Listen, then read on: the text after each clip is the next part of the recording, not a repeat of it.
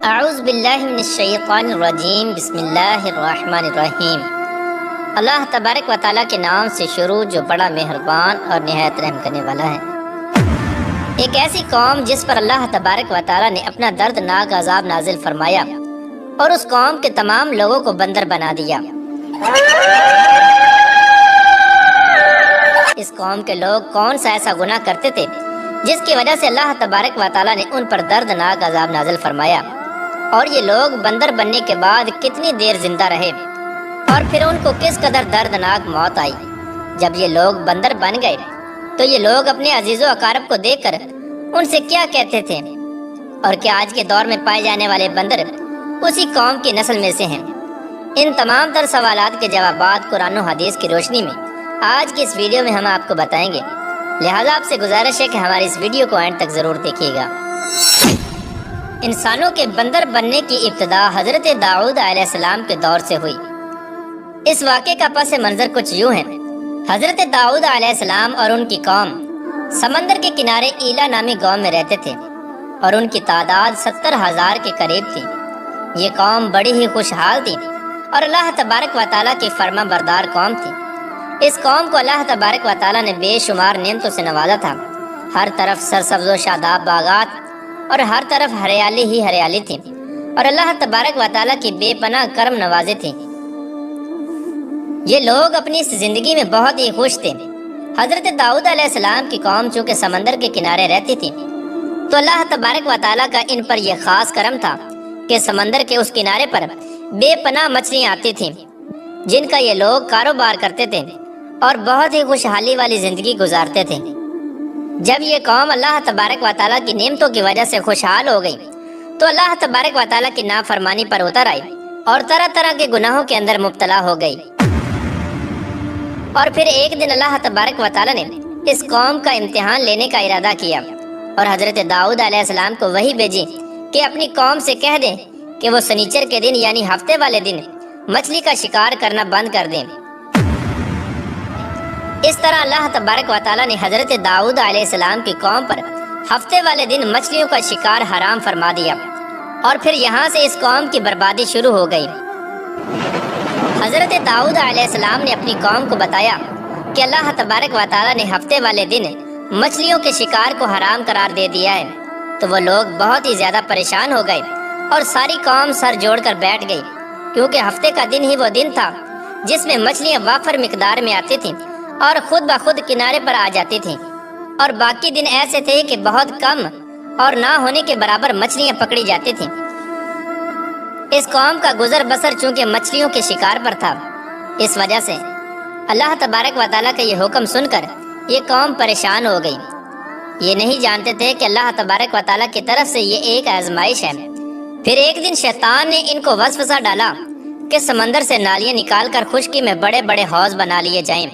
جب ہفتے والے دن مچھلیاں آئیں گی تو وہ نالیوں سے ہو کر ان بڑے بڑے حوضوں میں آ جائیں گی،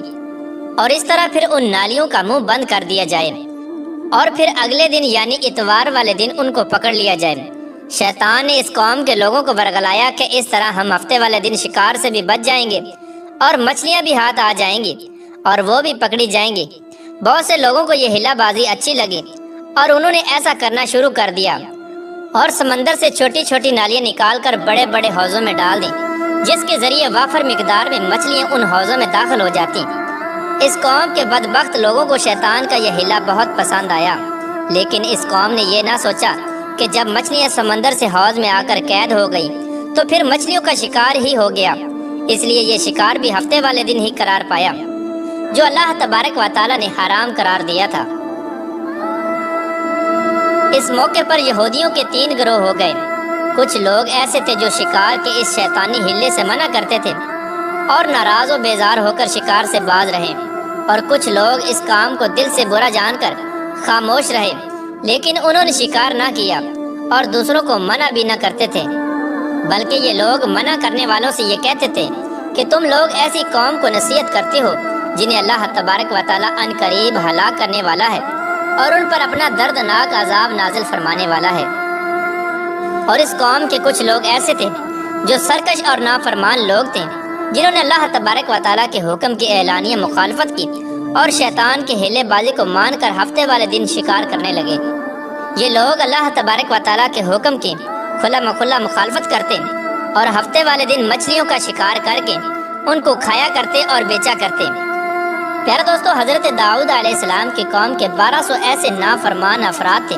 جو منع کرنے کے باوجود بھی ہفتے کو ان نالیوں کے ذریعے شکار کرتے رہے۔ حضرت داؤد علیہ السلام نے ان 1200 نافرمانوں کو اللہ تبارک و تعالیٰ کے عذاب سے ڈرایا کہ وہ اللہ تبارک و تعالیٰ کی اس نافرمانی سے باز آ جائیں، لیکن وہ لوگ باز نہ آئے اور کھلے عام شکار کرنے لگے۔ چنانچہ وہ لوگ جو اس بات کو برا جانتے تھے، ان لوگوں نے اپنے اور ان نافرمانوں کے درمیان ایک دیوار کھڑی کر دی، جس کی ایک طرف وہ 1200 نافرمان رہتے تھے اور دوسری طرف وہ لوگ تھے جو شکار سے باز رہے۔ حضرت داؤد علیہ السلام نے اپنی اس قوم کے نافرمانوں کو بارہا سمجھایا، لیکن یہ لوگ اپنی نافرمانی سے باز نہ آئے اور اسی طرح اللہ تبارک و تعالیٰ کی نافرمانی کرتے رہے اور شکار کرتے رہے۔ پھر ایک دن حضرت داؤد علیہ السلام نے غضبناک ہو کر شکار کرنے والوں پر لعنت فرما دی۔ اس کا اثر یہ ہوا کہ ایک دن خطا کاروں میں سے کوئی بھی اپنے گھر سے باہر نہ نکلا۔ یہ منظر دیکھ کر کچھ لوگ ان کی دیواروں پر چڑھ گئے تاکہ معلوم ہو سکے کہ وہ لوگ کس حال میں ہیں۔ جب ان لوگوں نے ان نافرمانوں کو دیکھا تو وہ سب کے سب بندر کی صورت میں مسخ ہو چکے تھے۔ اللہ تبارک و تعالیٰ نے ان کی نافرمانی کی وجہ سے ان پر اپنا دردناک عذاب نازل فرمایا اور ان کو انسانوں سے بندر بنا دیا۔ جب لوگ ان مجرموں کا دروازہ کھول کر ان کے گھر میں داخل ہوئے تو وہ بندر اپنے رشتہ داروں کو پہچانتے تھے اور ان کے پاس آ کر ان کے کپڑوں کو سونگھتے تھے اور زاروں کی طرح روتے تھے، لیکن وہ کچھ بول نہ سکتے تھے۔ اللہ تبارک و تعالیٰ کے ان نافرمان بندر بن جانے والے لوگوں کی تعداد 12,000 تھی۔ ان 12,000 لوگوں نے اللہ تبارک و تعالیٰ کی نافرمانی کی اور اللہ تبارک و تعالیٰ نے ان کو بندر بنا دیا، جس طرح کہ اللہ تبارک و تعالیٰ سورہ بقرہ میں ارشاد فرماتا ہے، اور بے شک ضرور تمہیں معلوم ہے تم میں کہ وہ جنہوں نے ہفتے میں سرکشی کی تو ہم نے ان سے فرمایا کہ ہو جاؤ بندر دھتکارے ہوئے۔ اس طرح حضرت داؤد علیہ السلام کی قوم کے 12,000 نافرمان بندر بن گئے۔ یہ لوگ 3 دن تک زندہ رہے اور اس دوران یہ کچھ نہ کھا سکتے تھے اور نہ ہی پی سکتے تھے، بلکہ یوں ہی بھوکے پیاسے سب کے سب ہلاک ہو گئے اور 3 دن کے اندر سب کے سب مارے گئے۔ اور وہ لوگ جو ان نافرمانوں کو اللہ تبارک و تعالیٰ کی اس نافرمانی سے منع کرتے تھے، اللہ تبارک و تعالیٰ نے ان کو اس عذاب سے سلامت رکھا، اور وہ لوگ جو اس شکار کو برا جان کر خاموش رہتے تھے، اللہ تبارک و تعالیٰ نے ان کو بھی اس عذاب سے سلامت رکھا۔ پیارے دوستو، بات کرتے ہیں کہ آج کے دور کے بندروں میں سے کیا کوئی بندر ان کی نسل میں سے بھی موجود ہے، یا آج کے دور میں پائے جانے والے بندر انہی بندروں کی نسل میں سے ہیں؟ اس کے متعلق روایات میں آتا ہے کہ حضرت عبداللہ بن مسعود رضی اللہ تعالیٰ عنہ سے روایت ہے کہ حضور پاک صلی اللہ تعالیٰ علیہ وآلہ وسلم سے کسی نے سوال کیا کہ آج کے بندر کیا حضرت داؤد علیہ السلام کی قوم سے ہیں؟ تو حضور نبی کریم رؤوف الرحیم صلی اللہ تعالیٰ علیہ وآلہ وسلم نے ارشاد فرمایا کہ اللہ تبارک و تعالیٰ جس قوم پر عذاب بھیجتا ہے یا ان کی شکلوں کو مسخ کرتا ہے تو یہ عذاب انہی پر ہوتا ہے جن پر وہ عذاب نازل ہوا تھا، اور اس کے بعد اللہ تبارک و تعالیٰ ان لوگوں کو ہلاک کر دیتا ہے اور ان کی آگے نسل نہیں بڑھتی۔ اس لیے یہ بات غلط ہے کہ کچھ لوگ یہ سوچتے ہیں کہ آج کے بندروں میں بھی حضرت داؤد علیہ السلام کی قوم کے بندر بننے والوں کی نسل موجود ہے۔ ایسا کچھ بھی نہیں ہے۔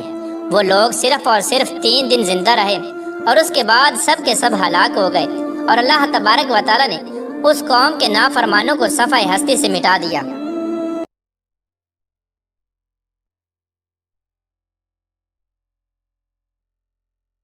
کرتے ہیں کہ آج کے دور کے بندروں میں سے کیا کوئی بندر ان کی نسل میں سے بھی موجود ہے، یا آج کے دور میں پائے جانے والے بندر انہی بندروں کی نسل میں سے ہیں؟ اس کے متعلق روایات میں آتا ہے کہ حضرت عبداللہ بن مسعود رضی اللہ تعالیٰ عنہ سے روایت ہے کہ حضور پاک صلی اللہ تعالیٰ علیہ وآلہ وسلم سے کسی نے سوال کیا کہ آج کے بندر کیا حضرت داؤد علیہ السلام کی قوم سے ہیں؟ تو حضور نبی کریم رؤوف الرحیم صلی اللہ تعالیٰ علیہ وآلہ وسلم نے ارشاد فرمایا کہ اللہ تبارک و تعالیٰ جس قوم پر عذاب بھیجتا ہے یا ان کی شکلوں کو مسخ کرتا ہے تو یہ عذاب انہی پر ہوتا ہے جن پر وہ عذاب نازل ہوا تھا، اور اس کے بعد اللہ تبارک و تعالیٰ ان لوگوں کو ہلاک کر دیتا ہے اور ان کی آگے نسل نہیں بڑھتی۔ اس لیے یہ بات غلط ہے کہ کچھ لوگ یہ سوچتے ہیں کہ آج کے بندروں میں بھی حضرت داؤد علیہ السلام کی قوم کے بندر بننے والوں کی نسل موجود ہے۔ ایسا کچھ بھی نہیں ہے۔ وہ لوگ صرف اور صرف 3 دن زندہ رہے اور اس کے بعد سب کے سب ہلاک ہو گئے، اور اللہ تبارک و تعالیٰ نے اس قوم کے نافرمانوں کو صفحہ ہستی سے مٹا دیا۔